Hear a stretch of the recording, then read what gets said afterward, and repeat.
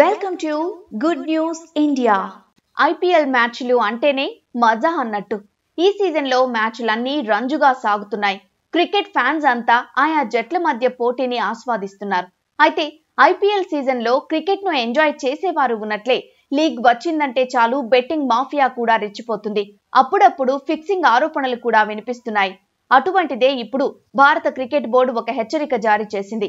IPL కు fixing ప్రమాదం పొంచి ఉందంటూ సదరు ఫ్రాంచైజీలకు బీసీసీఐ సమాచారం ఇచ్చిందన్న వార్త సంచలనం రేపుతోంది. హైదరాబాద్ కు చెందిన ఓ బిజినెస్ మ్యాన్ జట్ల ఆటగాళ్లు, కోచ్లు, సపోర్ట్ స్టాఫ్, కామెంటేటర్లను వదలకుండా ప్రలోభ పెట్టడానికి ప్రయత్నిస్తున్నట్లు బీసీసీఐకి చెందిన యాంటీ కరప్షన్ సెక్యూరిటీ యూనిట్ ఏసీఎస్యూకి సమాచారం అందించింది. దీంతో బీసీసీఐ అప్రమత్తమై ఐపీఎల్లోని 10 ఫ్రాంచైజీలకు వార్నింగ్ నోటీసులు ఇచ్చింది. సదరు వ్యాపారవేత్తకు బుకీలతో సంబంధాలున్నట్లు కూడా తెలిసింది. గతంలో బెట్టింగ్లు, మ్యాచ్ ఫిక్సింగ్లు చేసిన అనుభవం ఉన్న ఆ వ్యాపారవేత్త ఈ మారు ఐపీఎల్ జట్లు బస చేస్తున్న హోటళ్లలో, మ్యాచ్లు జరిగే స్టేడియాల్లో కనిపించాడని ఫ్రాంచైజీలకు రాసిన లేఖలో పేర్కొంది. అయితే ఇతను ఎవరన్నది మాత్రం ఆ లేఖలో బహిర్గతం చేయలేదని సమాచారం. సోషల్ మీడియా ద్వారా అతను ఆటగాళ్లకు చేరువయ్యే ప్రమాదం లేకపోలేదని హెచ్చరించింది.